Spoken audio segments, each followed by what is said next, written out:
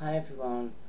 I've been looking at all the videos on the California wildfires and everything, and it's back to that thing, isn't it?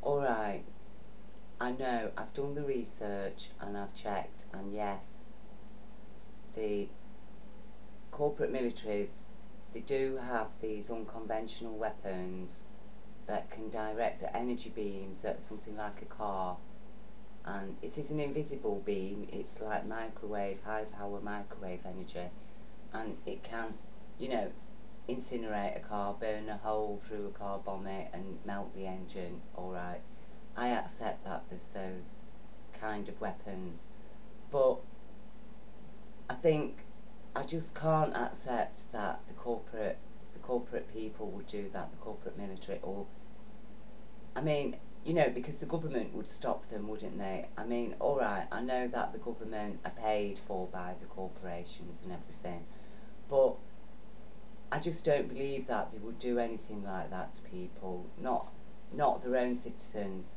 and so I just have to accept, the official story that the media is saying, and everybody really is explaining, because it's obvious that this car has melted there, because you can see the road's a bit warped where it is. It's actually melted into the road on the spot there, hasn't it?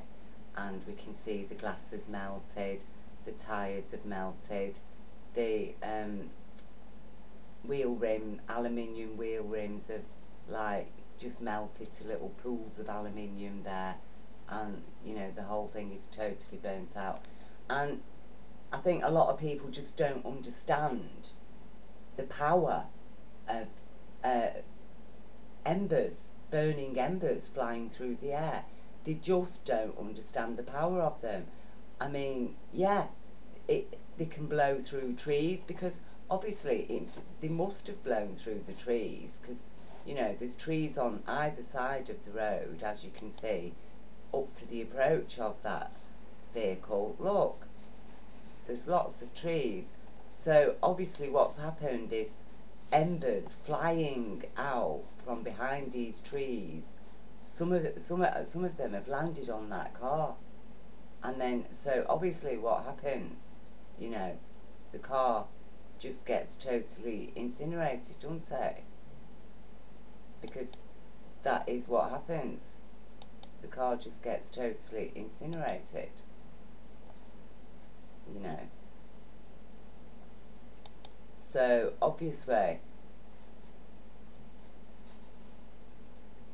we're going to witness stuff like that. I mean, obviously it didn't get anything. It must have been something that was burning there, like a hot ember must have blown over these trees, and then gone and hit that car. You see, that is what must have happened. It's obvious what happened. I mean, alright, you can see it has melted the road as well, because I mean, I think that it's only now that I am starting to wake up to just how powerful these hot embers are from forest fires. That, well, obviously it's not a forest fire here, but the hot embers have come from a forest fire, apparently, for a lot further away, and then the hot embers have blown on these high winds, because like they must be very high up, you see, because obviously there's nothing on the ground like blown about or anything, and the trees haven't been blown down. These branches are quite spindly. In strong winds, they probably would have all blown off. So it must have been like wind high up, blew some hot cinders, like stuff, hot embers, and then bang, it lands on that car, and that's what happens to the car, you see, you know, because obviously anybody who thinks that it's some insidious plot, really, I mean, they just wouldn't do that to people, The corporations, they're nice people. I mean, you've only got to look at how much they care about us, and the government just care about us so much. I mean, yeah, all right. So yeah, I know that they've got Agenda 21 and things, but you know, they wouldn't really do it, would they? It's just there. It's like their pieces of paper and stuff, but they wouldn't actually do it. You know, they wouldn't decide to go out one night on a rampage and start clearing out whole areas of California like people are just ants and flies, and oh, we want these people off the land, and we want to break up these communities and these little pockets of powers of consciousness that are established all around California, you know. So yeah, we're going to just go out and start setting fire to the houses and stuff with our unconventional military weapons like EMF, you know, DEW, directed energy weapons. Um, they just wouldn't do that. They really wouldn't. And I don't know how anybody could even imagine that they would do that when we've got the perfectly reasonable and obvious explanation that hot embers were blowing. Some hot embers obviously blew at this car and incinerated it and melted its tyres and, you know, turned the wheel rims into rivers of aluminium around it. Because that is what happens with hot embers. And, you know, it's, I mean, I'm looking at the people saying, oh, yeah, but there was supposed to be high winds, and how come all the roads are clear and everything? You know, there's no stuff blown about, and how come things like wooden signs survive and things like that? But then another house gets totally incinerated, but it's surrounded with trees, and it's like, look, I think that people just need to understand the truth, okay, that the media would not lie to us. I mean, the governments, the people who run California, they're not that stupid, are they? They're not going to say, oh, it was all caused by hot embers when actually it wasn't, are they? You know, of course, they would say something. So it's obvious. It's obvious that it was caused by hot embers, you know, because that's what they're saying it was caused by. And it looks like we're only just starting to realise the power of these hot embers. I mean, maybe they could be used as a military weapon. You know, when you think about it, that like hot embers can just totally demolish buildings to dust, literally in their own footprints. And but you know, look, it just chars the trees. It doesn't burn the trees completely, but you know, the buildings get completely burnt, especially, you know, things like cookers and fridges and things like that just melt and things, you know, like there's no trace of them. um, but you know, wheelie bins seem to do quite well as well with these hot embers.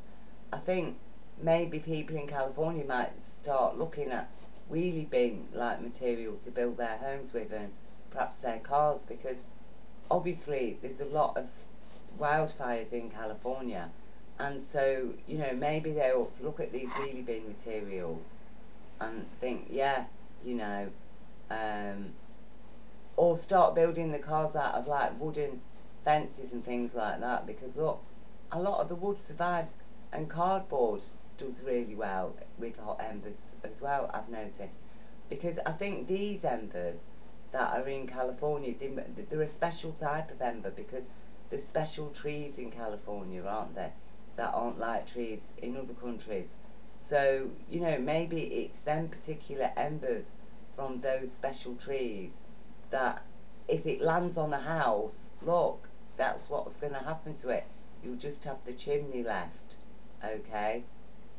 Because those are the kind of things that happen, that look, you know, the house will be just a pile of rubble.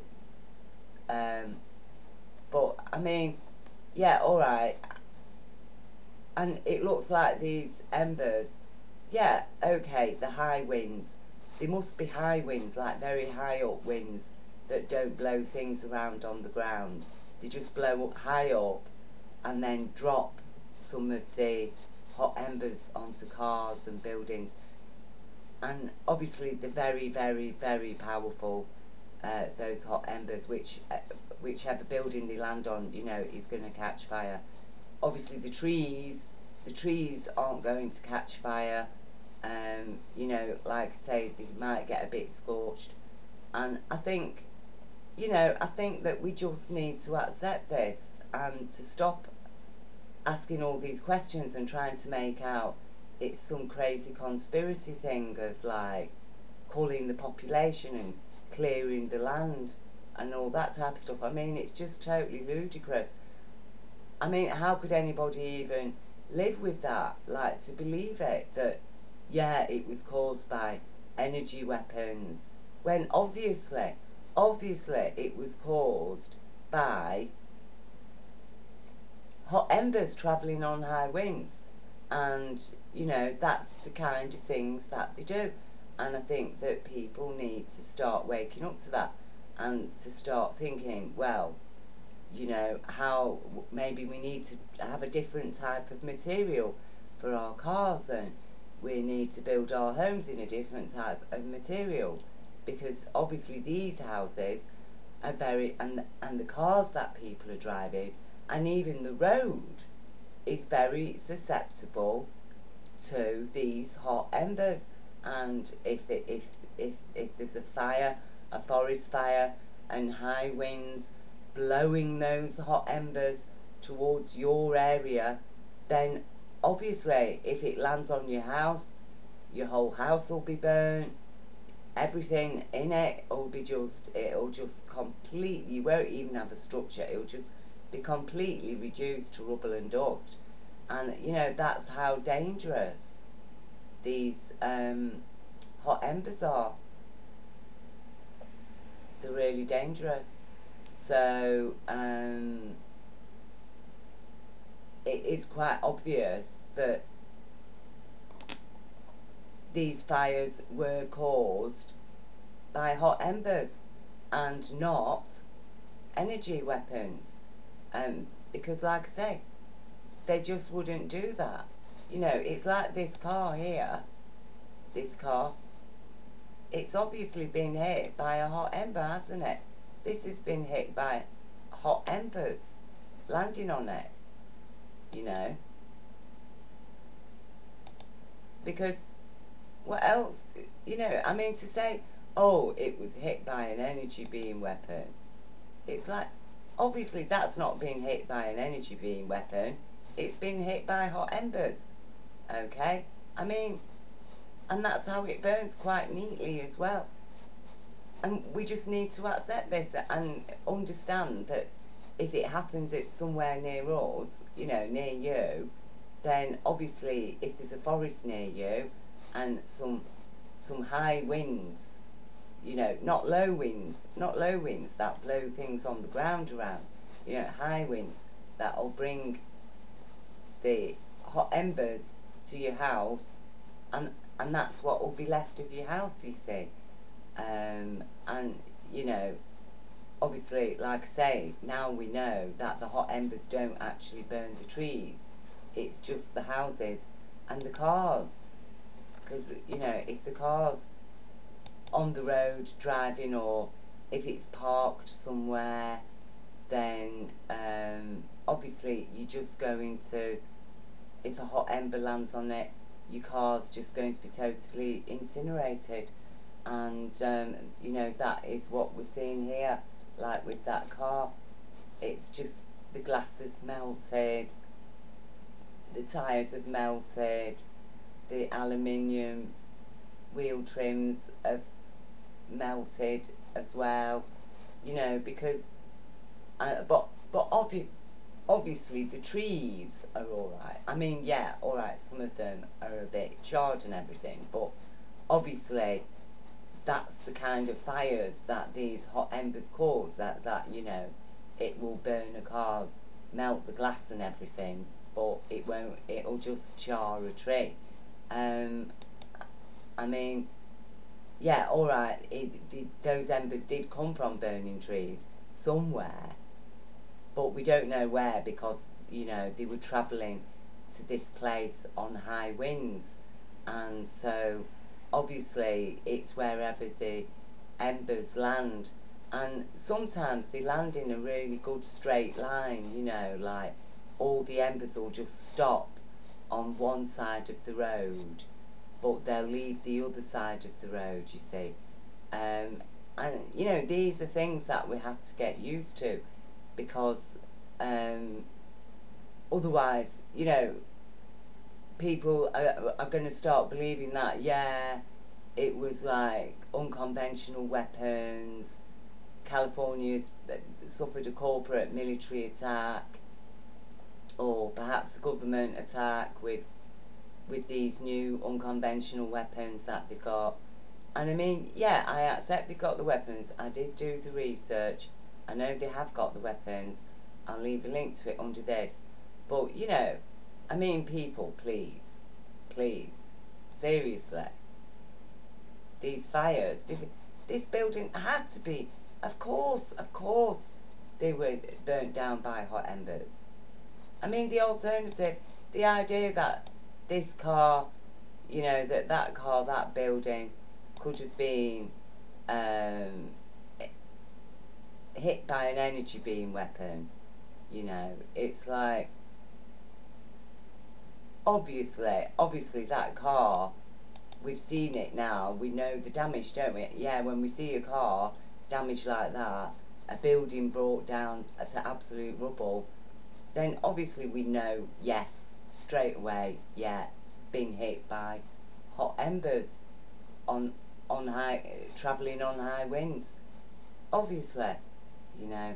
So you know, I hope I've put everybody's mind at rest, and that people will start just accepting what the media are saying, what the governments are saying, what all the people are saying.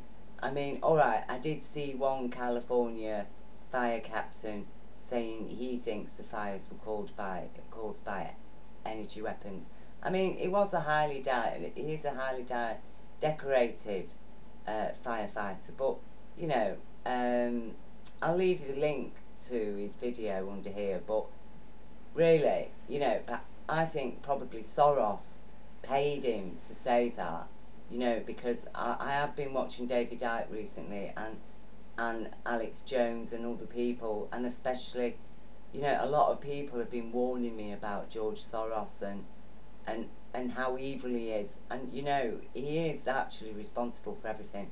I think it was George Soros actually set these fires up, and you know, it's it's his fault that it's happened, or he's paying people. I think he's paying people to make videos saying that these fires aren't natural, and you know, they're caused by energy weapons. I think it's George Soros paying them to say that, just to create trouble, and you know, because you know, George Soros, he's really devious, and that's the kind of things that he does. You know, he just likes to make people believe in wild conspiracy theories, and